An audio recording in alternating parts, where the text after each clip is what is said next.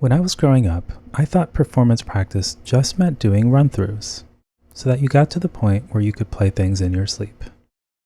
And that's certainly a big part of it.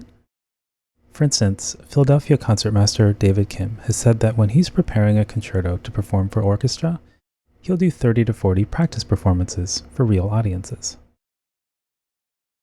Percussionist Rob Knopper, in preparing for the audition for his Met Opera job, did 42 mock auditions, one a day for 6 straight weeks. But there's much more to performance practice than simply calculating some sort of ideal number of practice performances. Here's an example from sports.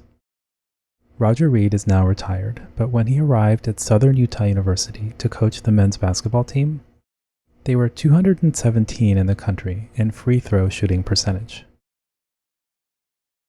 They had been practicing free throws, of course, but he realized that practicing dozens or hundreds of free throws in a row didn't make much sense. Because let's say that you can hit 50 in a row during practice.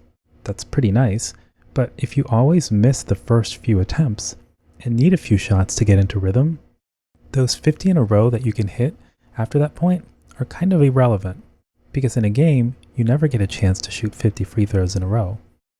What matters is your ability to make the first 2 or 3 in a row, because that's all you ever get.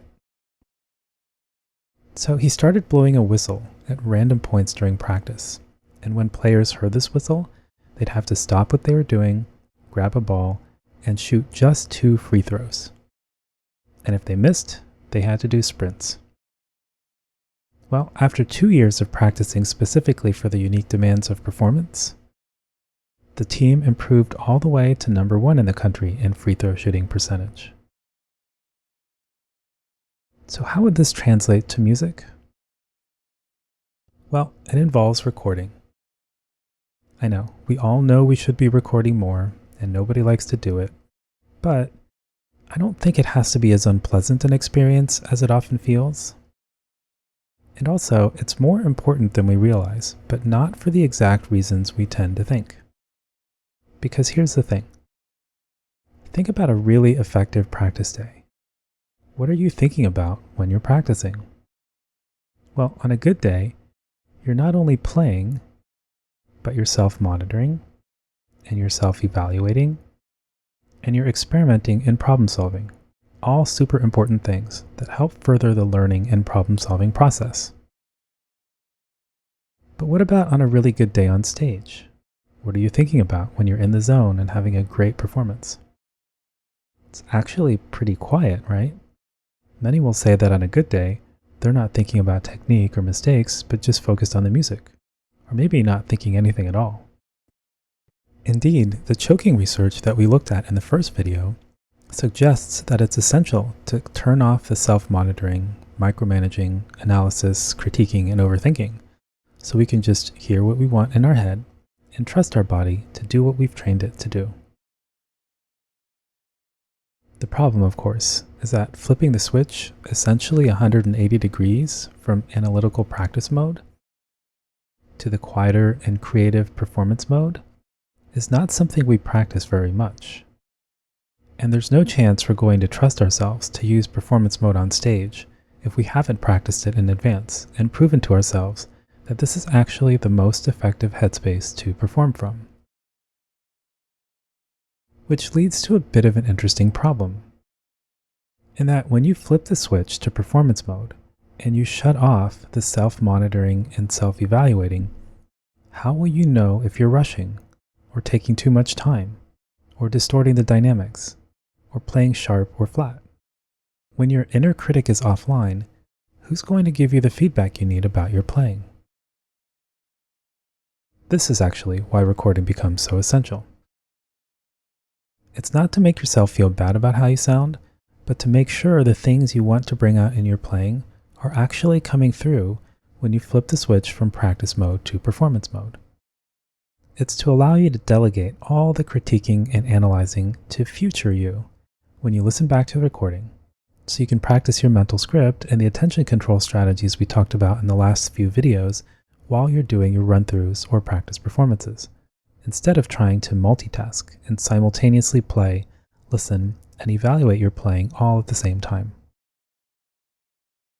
Because when you're doing a practice performance and know there will be no recording of your playing, there's a part of your brain that's going to be really tempted to devote some of your limited cognitive resources to self-monitoring, analyzing, evaluating, critiquing, and judging. And so you end up essentially practicing the exact thought patterns that tend to cause choking under pressure. This isn't to say that recording necessarily has to be a daily thing, but it can definitely be used much more often as a way to practice the mental side of performing and to get better at creating on stage rather than analyzing and critiquing. So here's an exercise that can be a fun way to practice performance mode and get your brain to start becoming more comfortable with these mental skills we've been talking about. The idea is to select some music, whether a page, a section, or movement, to perform for a recording device, and then give your best performance of it while also trying to stay focused on whatever attention control strategy you have selected for this exercise.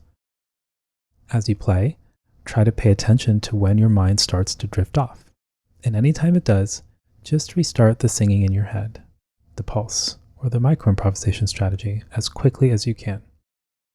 And when you get to the end of the selection of music, give yourself a focus score from 1 to 10, 1 being non-existent focus, and 10 being awesome, seamless, uninterrupted focus where you stayed totally engaged with the strategy that you selected.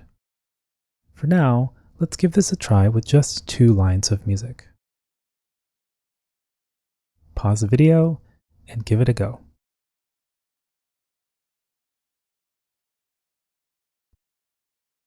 Take a moment to reflect on the experience and assign yourself a focus score from 1 to 10. Again, where 1 equals totally not focused, and 10 equals fully present and engaged in the moment and on your mental script. But for now, regardless of whether it was a 2, a 5, or a 9, let's kick things up a notch and take the exercise to the next level. If you can, pause the video for a moment and put on some headphones for this next exercise. Because in a moment, you'll see a countdown timer appear on the screen. When the time goes down to 0, start playing, and keep playing no matter what, doing your best to keep your mind on script until you hear me say that it's okay to stop playing. This will go for about a minute. The challenge here is that there will be some things happening in the video as you play that are intended to distract you and try to take you out of performance mode. So your goal is to focus past the distractions and stay on script, using whatever attention control strategy you've chosen for this exercise. Okay, so if you have your headphones on, remember, when the timer goes to 0, start playing and stay as focused as you can until the distractions stop.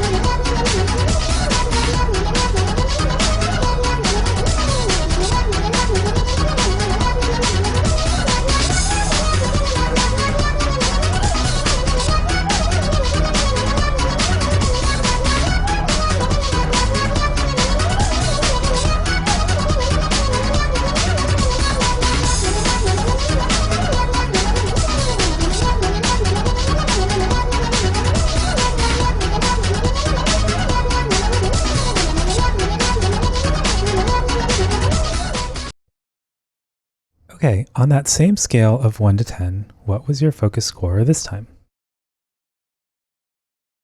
There are lots of creative ways to do this exercise, whether it's making yourself listen to an annoyingly catchy tune on YouTube through headphones while recording yourself doing a run-through, or even taking an old, cringeworthy recording of yourself doing a run-through of this piece and start it maybe 5 to 10 seconds ahead of where you start playing, while simultaneously recording yourself, trying to give your best performance of it.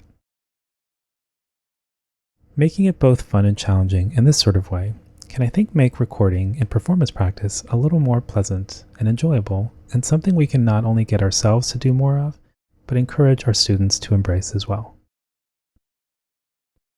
If you have questions or if something didn't seem clear in the videos, you can always reach me at bulletproofmusician.com. And if you found this kind of subject matter pretty interesting, there's also a free weekly newsletter, monthly interviews, an online course, and other resources.